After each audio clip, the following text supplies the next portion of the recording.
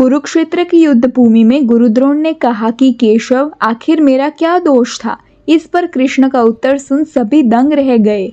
जी हाँ दोस्तों, महाभारत की रणभूमि में एक ऐसा वाकया हुआ जिसे देख कौरव और पांडव दोनों पक्ष के योद्धा देखते रह गए। सभी की आंखें फटी रह गई। उसके बाद जो हुआ उसने अर्जुन सहित सभी पांडवों को दुखी कर दिया। महाभारत में एक से बढ़कर एक योद्धा ने जन्म लिया था, लेकिन उनको बनाने वाले एक ऐसे गुरु थे जिसे उस समय सर्वश्रेष्ठ गुरु माना गया था। लेकिन भगवान श्री कृष्ण की नज़र में वह एक पिता और गुरु के रूप में विफल रहे। इस बात का पता तब चला जब महाभारत के युद्ध में कुरुक्षेत्र के रण में श्री कृष्ण ने अपने मुख से स्वयं यह कहा। आपको लगता होगा कि ऐसा क्या हुआ होगा जो बीच युद्ध में श्री कृष्ण को ऐसा कहना पड़ा।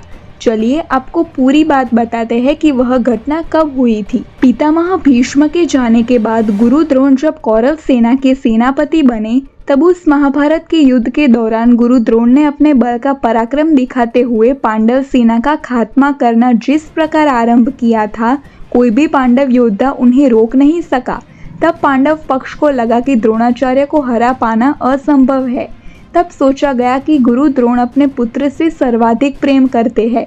इसी बात का फायदा उठाने के लिए एक ऐसी चाल पांडवों ने चली कि भीम अश्वत्थामा नाम के हाथी को मार गिराया और बड़े जोर शोर से ये झूठी खबर चारों तरफ फैलाई गई, अश्वत्थामा मारा गया, ताकि दुखी होकर द्रोणाचार्य शस्त्रों का त्याग करे और उनका वध संभव हो सके। जब गुरु द्रोण के कानों अश्वत्थामा मारा गया यह बात पड़ी, तब वे युधिष्ठिर के मुख से सुनने पहुंच गए।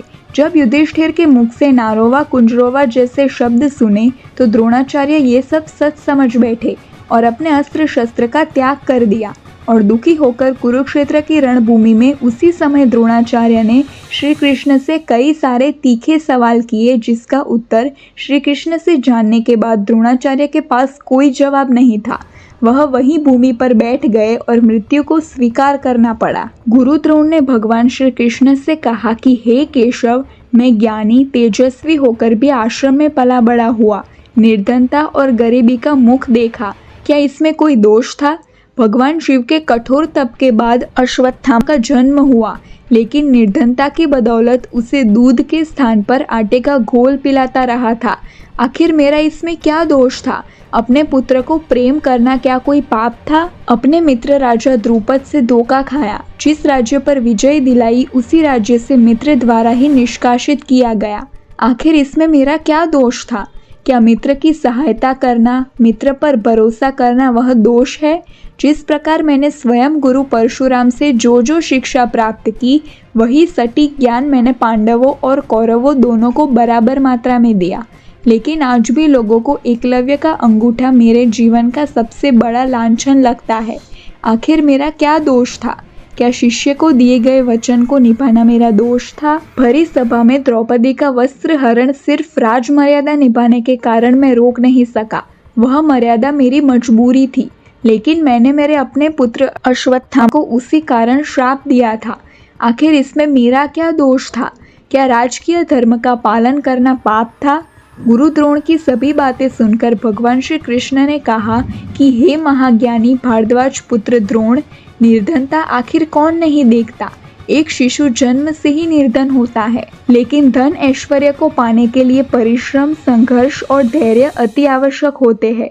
जिस प्रकार आपने अपने मित्र से धोखा खाया, ठीक वैसे ही त्रेता युग में बाली ने सुग्रीव से और रावण ने विभीषण से धोखा खाया था। भले ही मकसदों में अंतर रहा हो, लेकिन कार्य समान ही था। ऐसे में धैर्य ही इंसान का सबसे बड़ा साथी होता है। लेकिन बदले की भावना के चलते आपने अपनी मृत्यु के शस्त्र का निर्माण स्वयं कर दिया, वो भी धृष्टद्युम्न के रूप में, और दरअसल वहीं से द्रौपदी का जन्म भी हुआ और महाभारत की नींव भी रखी गई। हे भारद्वाज पुत्र द्रोण, आप सर्वश्रेष्ठ है, लेकिन सिर्फ एक योद्धा के रूप में, ना कि एक गुरु और एक पिता के रूप में। दुनिया आपको जानेगी, लेकिन अर्जुन के गुरु के रूप में, ना ही सर्वश्रेष्ठ गुरु के रूप में। एक गुरु का दायित्व होता है कि वो अपने शिष्य को उत्तम बनाए। एक गुरु का दायित्व होता है कि वो अपने शिष्य को धर्म और अधर्म के बीच का अंतर समझाए, और अगर वो ये ना कर पाया तो वो एक शिक्षक के रूप में विफल रहता है। वहीं एक पिता का भी वही कर्तव्य होता है कि सारे मोह का त्याग कर वो अपने पुत्र के चरित्र को उत्तम बनाए। एक गुरु के रूप में आप सिर्फ अर्जुन के गुरु नहीं, अपितु आपके आश्रम के सभी शिष्यों के गुरु थे। लेकिन आपने अर्जुन को प्रिय समझा और कौरवों को सिर्फ और सिर्फ युद्ध की शिक्षा दी।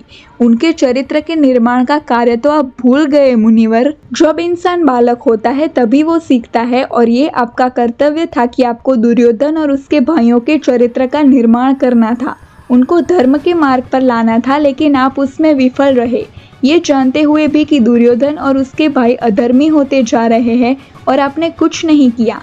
वहीं अगर आप पिता के रूप में सफल होते तो आज आपको अधर्म के पक्ष में खड़े होकर युद्ध करना न पड़ता। आप अश्वत्थामा को उसके बल और ज्ञान से अधिक शिक्षा दी, लेकिन मोहवश आप उसके चरित्र का निर्माण करना भूल गए।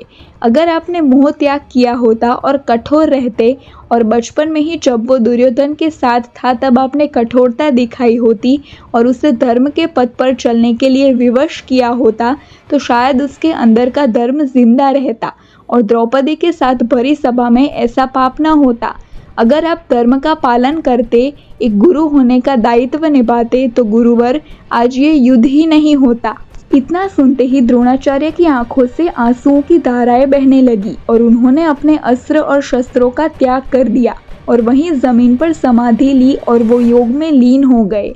वहीं उनकी आत्मा का एक अंश स्वयं बृहस्पति देव में लीन हो गया और तभी धृष्टद्युम्न ने अपनी तलवार से गुरु द्रोण की गर्दन को धड़ से अलग कर दिया। इस अवस्था में गुरु द्रोण का वध हुआ देख सभी पांडव कुपित हो गए और अर्जुन और युधिष्ठिर तो वहीं रोने लगे। रणभूमि में शोक छा गया और वहीं दोनों खेमे में मातम हो गया। इस प्रकार गुरु द्रोण और भगवान श्री कृष्ण के बीच आखिरी संवाद रणभूमि के बीच हुआ था, जो महाभारत के पन्नों में अमर हो गया। दोस्तों, महाभारत में ऐसी कई रोचक कहानियां हैं जिसे बहुत कम लोग जानते हैं। ऐसी बातें जानने के लिए हमारे चैनल को अभी सब्सक्राइब कर दीजिए। धन्यवाद।